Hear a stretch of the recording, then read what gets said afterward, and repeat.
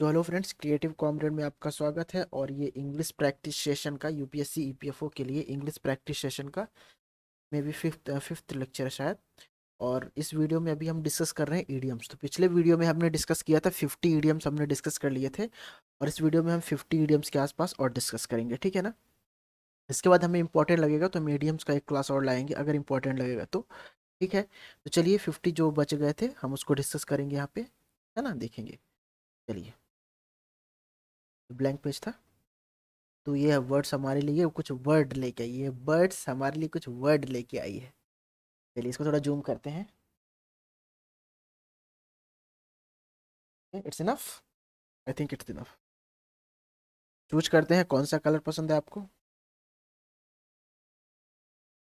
मुझे पसंद है रेड। है, चलिए। तो क्या है अपना पहला इडियम्स, क्या है, put one's shoulder to the wheel. तो देख के ही लगता है put one shoulder to wheels means make effort, कोशिश करना, मेक इफोर्ट। एग्जाम्पल क्या है, Hercules told the cartman not to sit idle but to put his shoulder to the wheel, means make a effort, प्रयास करो, ठीक है ना। Hercules told the cartman not to sit idle but to put the shoulder to the wheel। अगले आगे चलते हैं। 56, place second fiddle. Place second fiddle का मतलब है take a subordinate position. Take a subordinate position इसका हिंदी में मतलब है,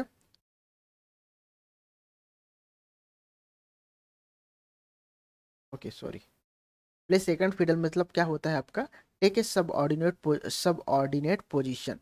तो इसका मतलब ये है कि आप एक आप एक पोजीशन पे, ऑर्डिनेट पोजीशन पे आ जाओ, ठीक है ना। तो इसका एग्जांपल क्या है, a modern girl is not prepared to play second fiddle to man.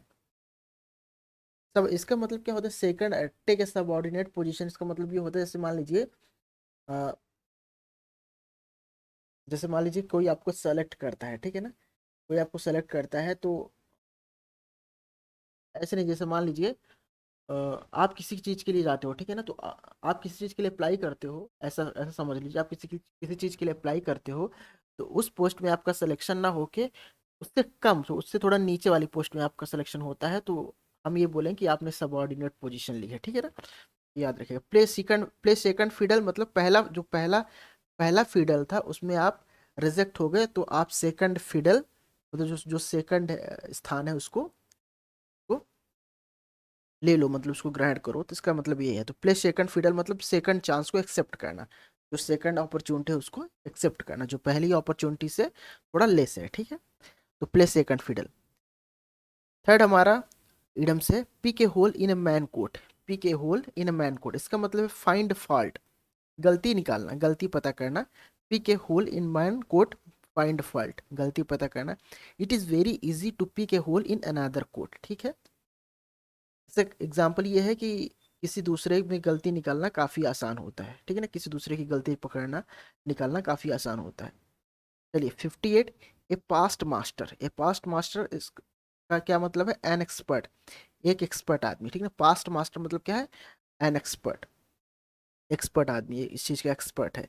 तो एग्जाम्पल क्या है, he is a past master in telling lies, मतलब वो झूठ बोलने में काफ़ी एक्सपर्ट है, ठीक है ना। चलिए 59 पे चलते हैं। 59, part and parcel. Part and parcel तो इसका क्या मतलब है, a part of full. Part and parcel मतलब ए पार्ट ऑफ फूल, मतलब जो कंप्लीट है उसका कुछ पार्ट है ना, कुछ पार्ट, किसी चीज का कोई पार्ट, एक भाग। तो इसका एग्जांपल क्या है, even my servant is a part and parcel of my life, ठीक है ना। जो मेरा नौकर है वो मेरी जिंदगी का एक इंपॉर्टेंट रोल, इंपॉर्टेंट हिस्सा है, ठीक है ना। Even my servant is a part and parcel of my life, ठीक है ना। A part of the whole, तो याद रखिएगा। 60, pull a long face. Pull a long face मतलब क्या होता है, लुक वरीड, आप काफी चिंतित लिख रहे हैं, अच्छी काफी चिंतित दिखना। पूरे लॉन्ग फेस मतलब क्या होता है, काफी चिंतित दिखना। तो when he failed in the examination he pulled A long face, exam में पास होने के बाद वो काफी चिंतित हो गया, ठीक है ना। वो तो सभी चिंतित होते हो जाते हैं। चलिए 61, एक्वियर फिश इंपॉर्टेंट है। एक्वियर फिश मतलब क्या होता है, ए स्ट्रेंज पर्सन, एक अजनबी आदमी। इसका एग्जाम्पल देखते हैं, our new headmaster is a queer fish, nobody like his company, ठीक है ना। अब अपना जो नया हेड मास्टर है वो एक स्ट्रेंज पर्सन है और कोई भी उसका साथ पसंद नहीं करता। क्यूयर फिश मतलब है स्ट्रेंज पर्सन, क्यूयर फिश। चलिए 62, a red letter day. A red letter day means क्या है, एन इम्पॉर्टेंट डे। यानी देखिए ए डे अगर ऐसा होता तो ए डे मतलब एक सिंपल दिन, लेकिन अब क्या लिखा है, ए रेड रिलेटेड डे मतलब an important day. The 15 August of 1947 is a red letter day in history of India. ये इसका एग्जाम्पल हो गया। चलिए आगे बढ़ते हैं। 63, rise to the occasion. Rise to the occasion मतलब to be equal to an emergency. To be equal to an emergency. इसका एग्जाम्पल क्या है, he rose to the occasion and saved the situation. देखिए राइज टू द ओकेजन मतलब किसी occasion पे आप rise हुए, ठीक है ना। जैसे मान लीजिए पहले आपकी कोई वैल्यू नहीं थी, लेकिन क्या हुआ कि ऐसी कंडीशन हुई जहाँ पे आपने काफी अच्छा काम किया है ना, और आप वहाँ पे रिमार्केबल हो गए। तो ये इसका मतलब होता है कि आपने एक अच्छी आपको जो अपॉर्चुनिटी मिली उसके उसने उसको आपने अच्छे से यूज किया, और अब आप मतलब क्या, अब आपको सभी लोग जानते हैं। तो राइज टू ओकेजन मतलब to be equal to emergency. Root and branch, root and branch मतलब इंटायरली मतलब पूरी तरह से, रूट एंड ब्रांच मतलब पूरी तरह से। इसका एग्जांपल क्या है, we have decided to destroy our enemy root and branch, है ना। मतलब मुझे हमें अपने दोनों को जड़ से खत्म दे करना चाहिए। रूट एंड ब्रांच मतलब इंटायरली पूरी तरीके से। 65, right and left. Right and left means each, sorry in every way मतलब हर तरीके से। राइट एंड लेफ्ट मतलब इन एवरी वे हर तरीके से। तो एग्जांपल इसका देखते हैं, the poor are robbed right and left, है ना। पुअर एंड रॉन्ग वो तो गरीब हर तरीके से मारा जा रहा है ना। अब ये 66 का है, steal a march upon. Steal a march upon क्या मतलब इसका, give an advantage over an enemy, है ना। तो इसका एग्जांपल देखते हैं, he stole a march upon his enemy. Steal a march upon मतलब क्या होता है कि आपने अपने दुश्मन को एक अच्छा मौका दे दिया, ठीक है ना, उसे एक फायदा हुआ, आपने अपने दुश्मन को एक अच्छा मौका दिया, तो steal a march upon. Stand in good stead. 67, stand in good stead इसका मतलब क्या है, to be a great advantage, है ना। स्टैंड इन गुड स्टीड मतलब इसका मतलब क्या है कि to be a great advantage, तो बहुत बहुत अच्छा फायदा, बहुत बड़ा फायदा हुआ है। इसका एग्जांपल क्या है, his saving stood him in good stead in old age. मतलब उसकी जो सेविंग थी इस बुढ़ापे में काफी काफी मतलब काफी उसकी सेविंग जो उसने सेविंग की थी वो बुढ़ापे में उसके लिए काफी फायदेमंद साबित हुई। तो स्टैंड इन गुड स्टेट मतलब फायदेमंद साबित होना, अच्छा काफी फायदेमंद होना। 68 का क्या होता है, 68 देखते हैं। So the white feather. So the white feather इसका मतलब क्या है, so sine of fear. So the white feather इसका मतलब सो साइन ऑफ फियर, डर का चिन्ह, है ना, मतलब डरना, show the sign of fear. इसका एग्जाम्पल क्या है, a Rajput hero never showed the white feather in the battlefield. जो राजपूत होते हैं वो युद्ध के मैदान में कभी never showed the white feather in battle field, तो कभी घबराते नहीं है, ठीक है ना। स्मेल ए रैट काफी इंपॉर्टेंट है और काफी ज्यादा यूज होता है। स्मेल ए रैट मीन्स क्या होता है, सस्पेक्ट समथिंग, आप किसी पे शंका कर रहे हैं। स्मेल ए रैट मतलब आप किसी पे शंका कर रहे हैं। तो क्या एग्जाम्पल है, the police inspector smelt A rat and caught the robber. Police inspector को उस पर शंका हुई और पुलिस इंस्पेक्टर ने उसे पकड़ा, चोर को पकड़ लिया, ठीक है ना। स्मेल रैट मतलब सस्पेक्ट समथिंग। 70 क्या है, sent the Thames on fire. Sent the Thames on fire मतलब थेम्स नदी जो क्या है, जो आपके इंग्लैंड के किनारे है, वहां से ये आपका इडियम्स बनाया गया। तो set the Thames on the fire मतलब आप एक नदी में आग लगा रहे होती, मतलब आपको काफी रिमार्केबल काम करो, काफी काफी मतलब अच्छा काम, मतलब काफी रिमार्केबल, ऐसा आपने ऐसा काम किया कि लोग आपको जानने लगे। तो do something remarkable, set the Thames on the fire means do something remarkable. इसका एग्जाम्पल क्या हो गया, he will never set the Thames on the fire मतलब उसने अभी तक ऐसा कोई काम नहीं किया जिससे लोग उसको जाने, ठीक है, set the Thames on the fire. चलिए आगे चलते हैं। Stuff and nonsense. Stuff and nonsense, तो नॉनसेंस से आपको पता आइडिया लग रहा होगा कोई फुलिश वाली बात है, तो इसका मतलब क्या होता है, फुलिश। तो इसका एग्जांपल क्या है, your talk is all stuff and nonsense. चलिए 72 पे चलते हैं। Save one's skin. Save one's skin, तो इसका मतलब ये है कि get off without bodily hurt. तो गेट ऑफ क्या था, एक फ्रेजल वर्ब है, ठीक है ना। गेट ऑफ क्या है, एक फ्रेजल वर्ब। तो गेट ऑफ मतलब पीछा छुड़ा लेना, get off without bodily hurt, आप उससे बच गए, मतलब आपकी बॉडी को कोई नुकसान नहीं हुआ और आप वहां से चले आए, ठीक है ना। Everyone in the world want to save his skin, है ना, get off without bodily hurt. Everybody one in the world want to save his skin, तो सही बात है ये तो, कि सभी इस दुनिया में सभी अपनी अपने आप को सुरक्षित रखना चाहते हैं, ठीक है ना। तो सेव वन स्किन मतलब get off without bodily hurt, मतलब किसी भी इंजरी से, किसी भी चोट लगने से खुद को, तो कोई भी घटना होने से अपने को बचाना, सेव ऑन से का मतलब ये है खुद को बचाना। Square peg in round hole, square peg in round hole, इसका मतलब क्या है, ये person out of his proper place, person out of his proper place. Doctor appointed as an engineer, doctor appointed as an engineer would prove a square peg in round hole. तो इसका मतलब क्या है कि square peg in round hole मतलब आपने, जैसे आपने गलत पर्सन को, किसी पर्सन को दूसरा काम दे दिया, जैसे मान लीजिए एक डॉक्टर था, तो यहाँ पे एग्जांपल दिया गया है कि एक डॉक्टर को एज ए इंजीनियर अपॉइंट कर दिया गया है, ठीक है ना। तो it's like a square peg in round whole. आगे बढ़ते हैं, हमारा 74 का है, 74 नंबर का है, sum and substance.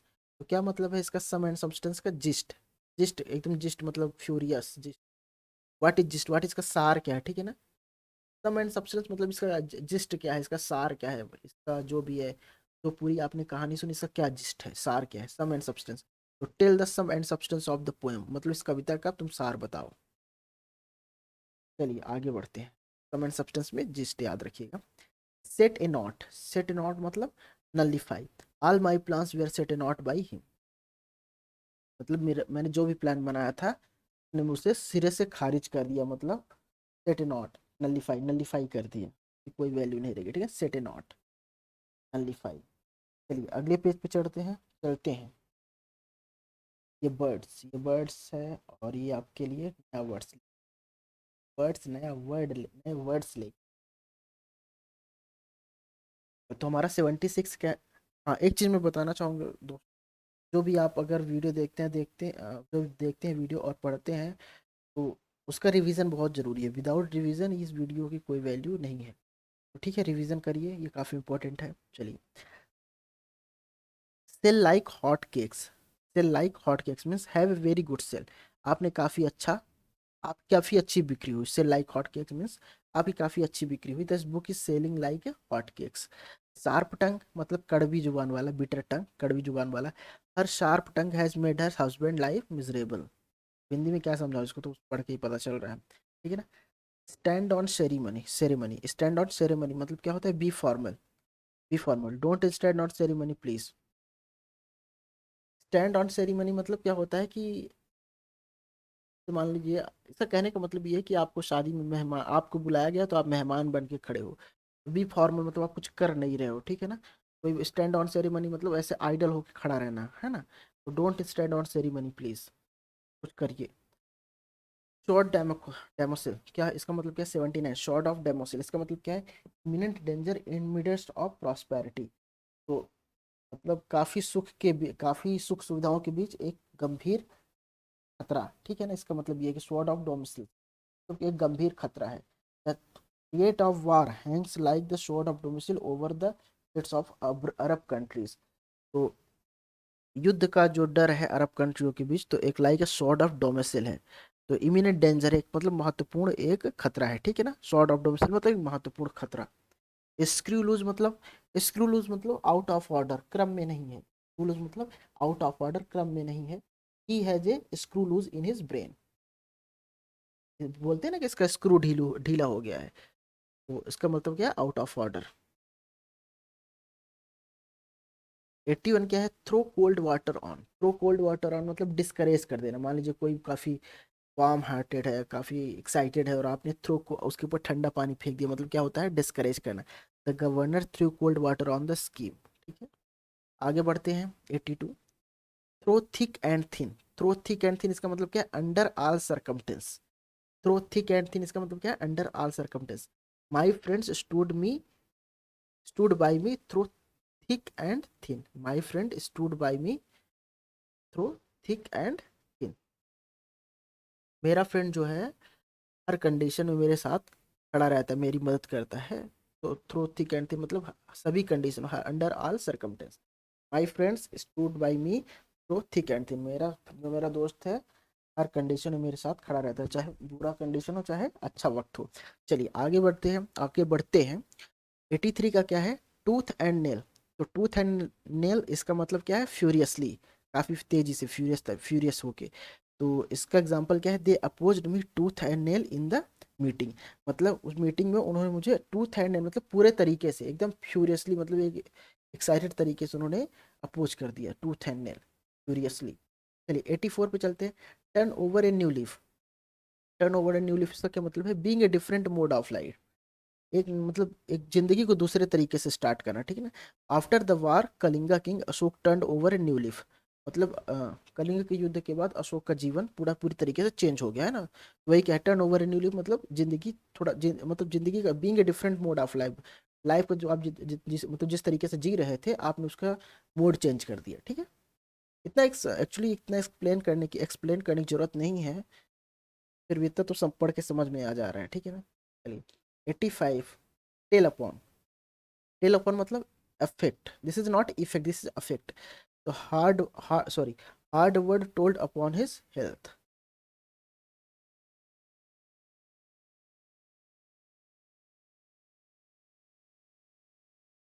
Hard work told upon his health. Hard work मतलब अफेक्ट, उसने क्या जो भी है। अब 86 पे चलते हैं, ज़्यादा इंपॉर्टेंट नहीं है, 86 चलते हैं। टेक ए फैंसी टू, ये important, take a fancy to मतलब have a liking for, have a liking for. तो he took a fancy to her the first meeting. Have a liking for मतलब take a fancy to, he took a fancy to her, he took a fancy to her at the first meeting. मतलब take a fancy to मतलब आप क्या थे कि आपकी किसी के साथ पहली मीटिंग हुई, और पहली मीटिंग में ही आप मतलब आपने उनको अपनी तरफ अट्रैक्ट कर लिया। टेक ए फैंसी टू मतलब have a liking for, linking नहीं सॉरी, लाइकिंग फॉर।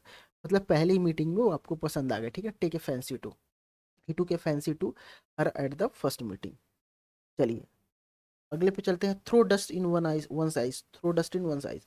इसका मतलब ये है किसी की आंखों में धूल झोंकना। तो इसका मतलब होता है धोखा देना। धोखा देने को क्या बोलते हैं इंग्लिश में, डिसीव। आगे चलते हैं।